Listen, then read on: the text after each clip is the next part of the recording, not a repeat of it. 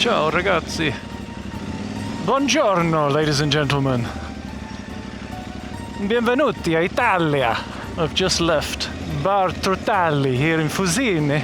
We've had to pay the first fee to take on my first little off-road stretch here in northern Italy. Because if the title of the video didn't give it away to you, that's where I am. Because I thought it would only be fitting if this shiny red Stalliana Italiana got to come and stretch her legs in her home country. So here we are, about to take on El Passo Dordona. But it has not been easy going getting to this point, ladies and gents, let me tell you that. I got the train from Hamburg last night, which in principle is a great start. I went to sleep roughly around Hanover, woke up in Innsbruck to the terrible news that the weather was awful. There'd been an awful turn and it was shedding it down with rain and 5 degrees. So cue me bumbling along in my summer gloves and all of my summer gear for several miles before I finally stopped and donned the right stuff. Because the journey, although it started rainy, was still a pretty spectacular one. Because after I'd wired in my heated gloves, which I hadn't bothered to wire in at home because I assumed I wouldn't need them, I popped this fine Italian's Italy cherry by taking it over the Stelvio Pass. Stelvio, il Passo dello Stelvio. And at the top, it was -2 degrees.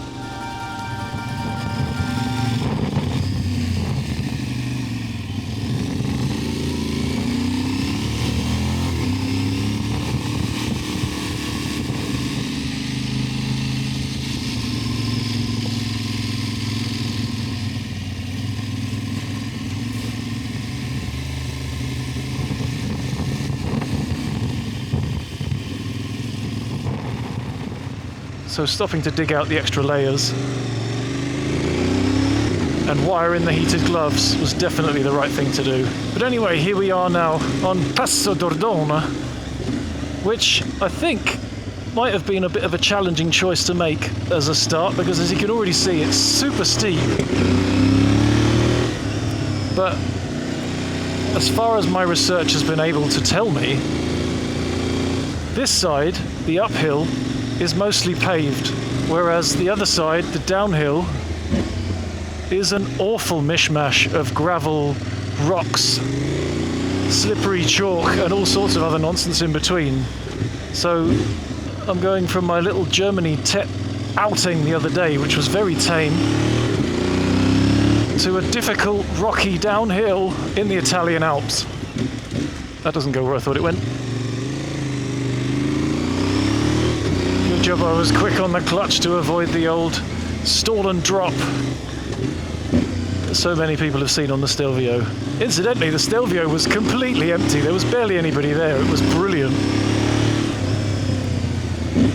Although that being said, I couldn't exactly give it the pasty because I've got a set of Heidenau K60 Ranger tyres on, which are brand spanking new. And obviously the temperatures didn't really help. But still, I had a lot of fun in any case.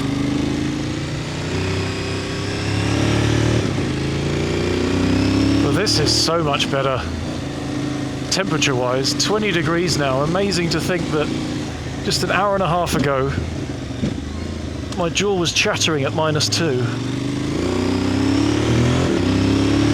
But while I stopped there at Bar Trutalli, there was a somewhat older Italian chap stopped to have a chat with me in German, because he actually lives in Germany. And his first question was, "Do you really come from Hamburg?" Which obviously for me the answer is a little bit complicated. But anyway, I was saying to him that even though I've been in Italy for 4 hours, I still haven't seen an Aprilia Tuareg yet. Wondering if maybe I'll see one on the slopes. And then he said to me, "Oh, so you're going over the pass? You might want to get a bit of a lick on, because the sun will go down very quickly when it does." So nothing like a bit of pressure to make a downhill off-road slope just that little bit more treacherous, eh? Spectacular views in every direction around here, though. Amazing.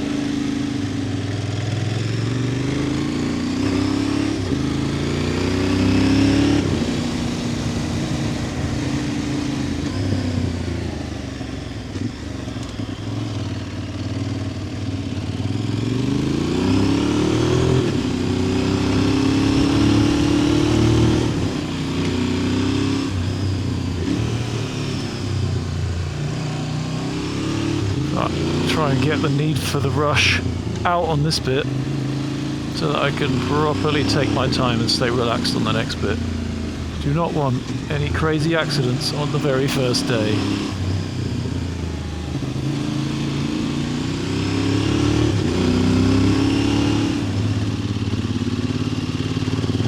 The knowing nod of one adventurer to the other. That kid knows. He knows. Right, that looks like we are now off the tarmac. Looks like the camera's taking a nap. Nice work, son.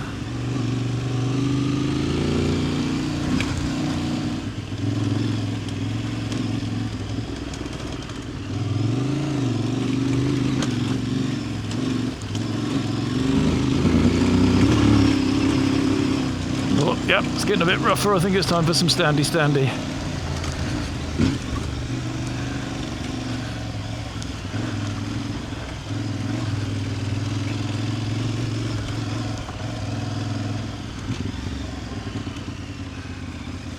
Oh, look at that.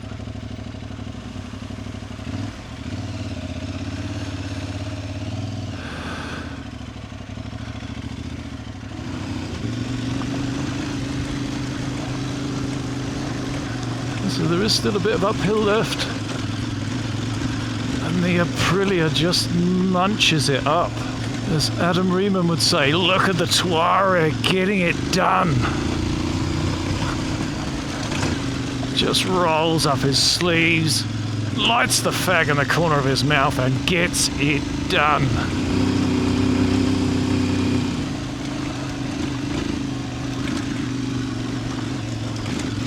No idea how usable the footage from that camera is going to be. It's jumping around like a prick in a shirt sleeve.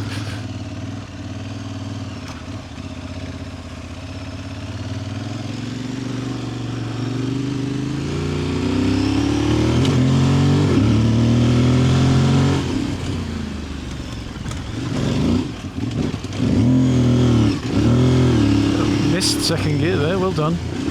I'm going to use the excuse that I'm actually wearing a new pair of boots.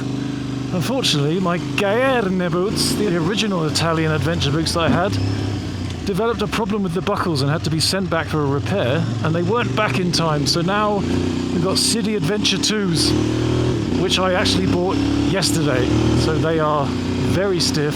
I know, probably the stupidest thing you can do is to buy brand new boots the day before a big trip. But unfortunately, needs must, which means I do miss the old gear. Well, I'm getting used to them. Very sketchy. I mean, the boots, not the ground. It was also relatively sketchy. There you go. As promised.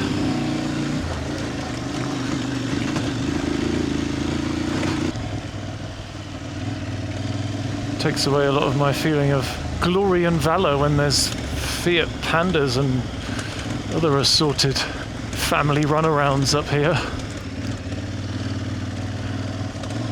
Surely that can't be the peak. Somehow doesn't feel high enough.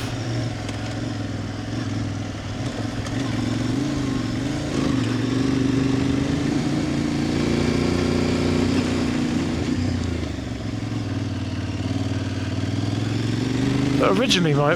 oh wow.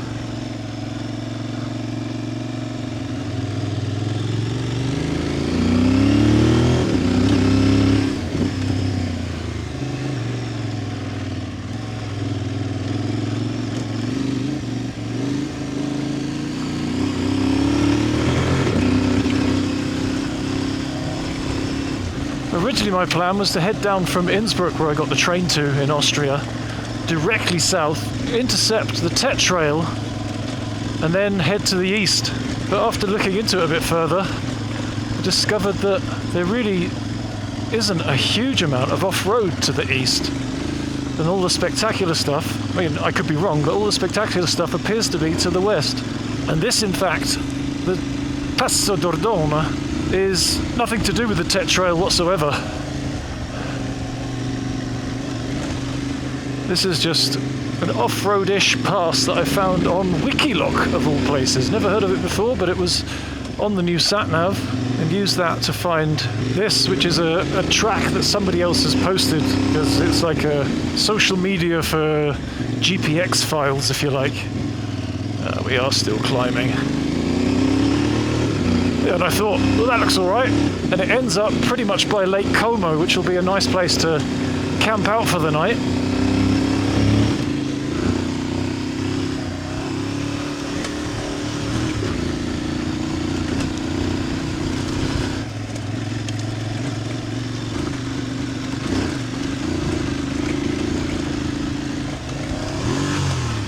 It's going to get really gnarly if you keep dropping it into neutral, you plonker. Yeah, I get to wherever I'm staying tonight, there's going to have to be a bit of a gear pedal adjustment going on.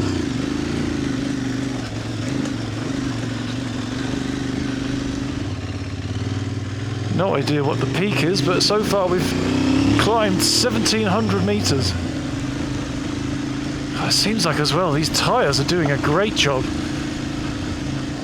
Doesn't matter if I go for the loose inside line or the well-trodden outside line, they just hold on beautifully.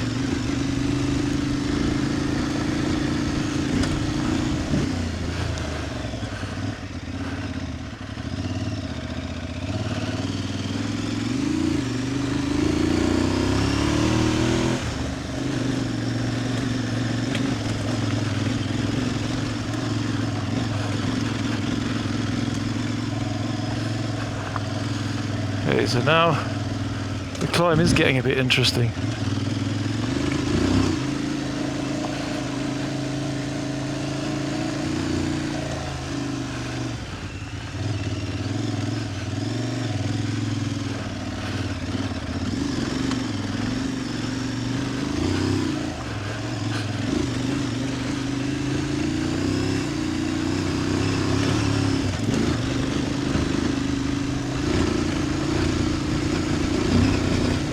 Stepping out at the back, but in a really nice, controlled way.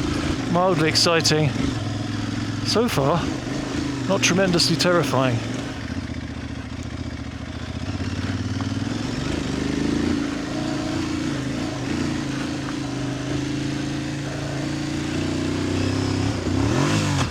Oh, dude.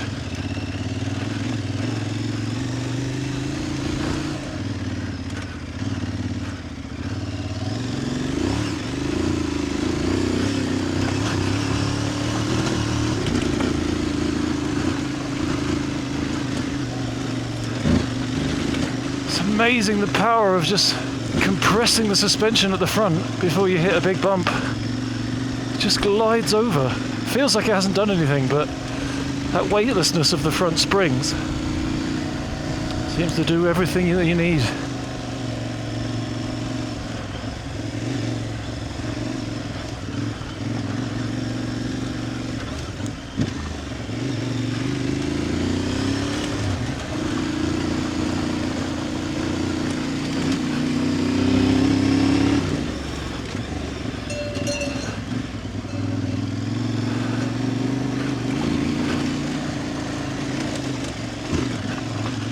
Stamp on the right peg to get around that boulder there.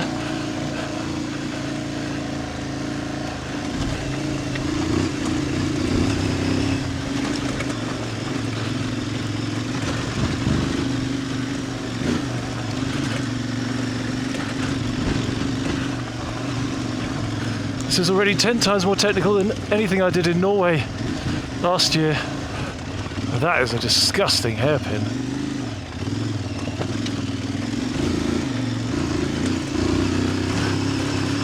To remember, if in doubt, throttle out.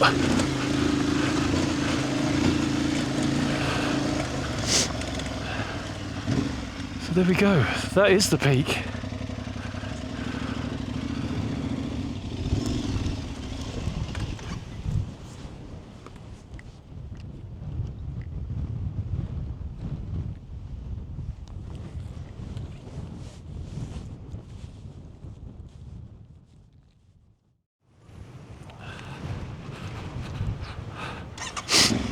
Thanks, chaps. These guys gave me a lovely photo opportunity.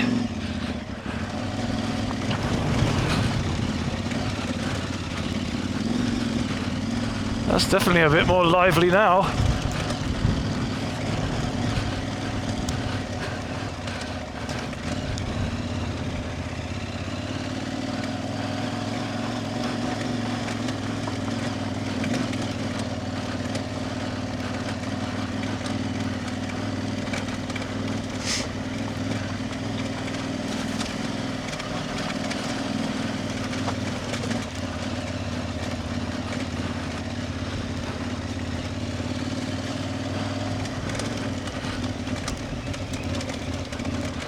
Probably kicked the back out there. Some of these embedded rocks are absolutely massive.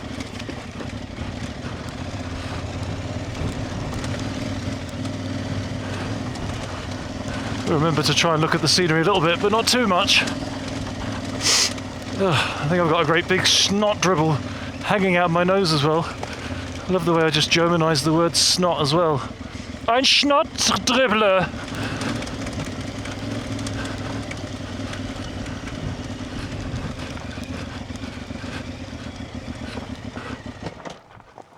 I stalled it with the back brake.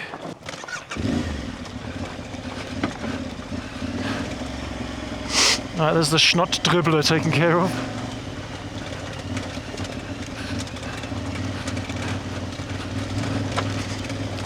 There's a nasty looking drop off to the right there. Not massively far, but the rocks at the bottom look like serious bone destroyers.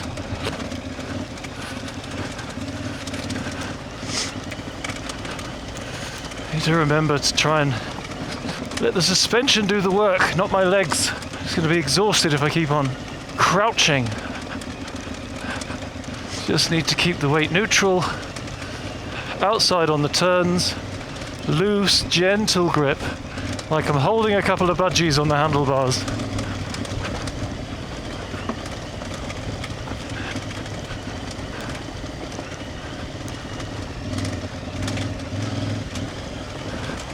And a little bit of trying to break traction on the tighter bends. Oh, it's windy as well.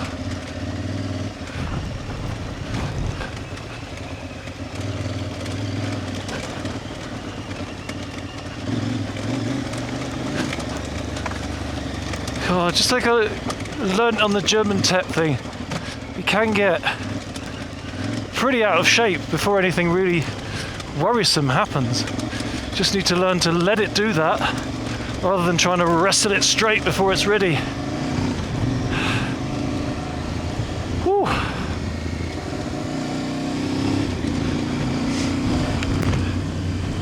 Was that it? No, that was not it. I'm not going to act like I'm sad about it. This is what I came for.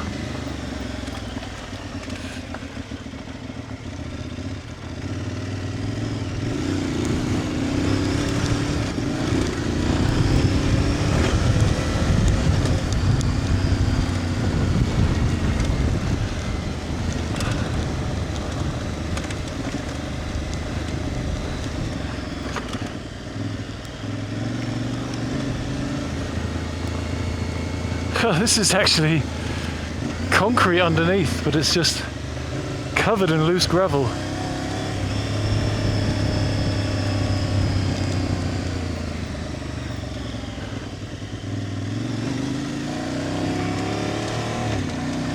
think that actually is it for the off-roady bits now. You can see painted tarmac down there.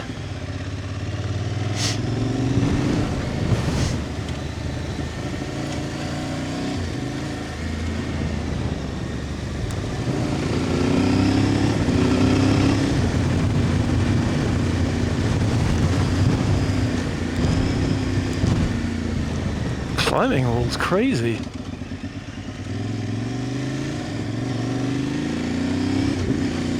There we go, back onto the road. So now the plan is to follow the Bar Trutalli across to the top of Lake Como. Well, that's going to be tarmac, so just get on and squeeze it out, shall we? Well, it is getting dark quick, isn't it? We're going to have to be rapid, and it's going to be a tent up in the dark situation.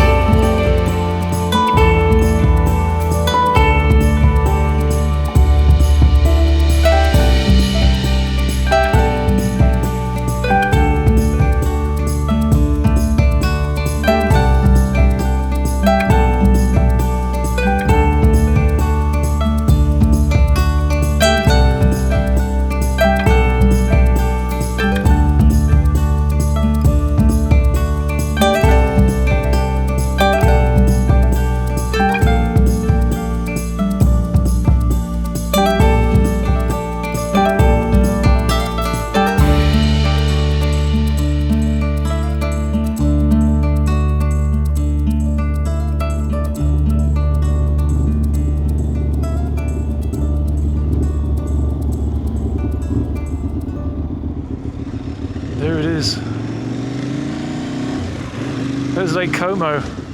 What a beautiful light to arrive to.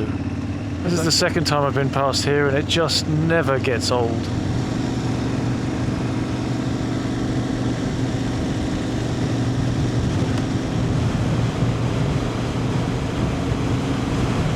Absolutely stunning.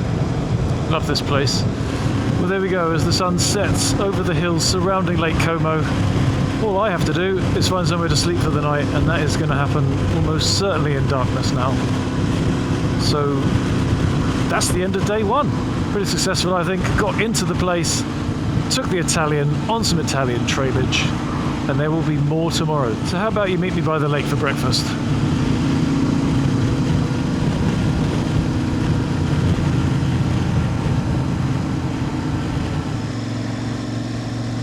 Can't wait for that to go off in the morning.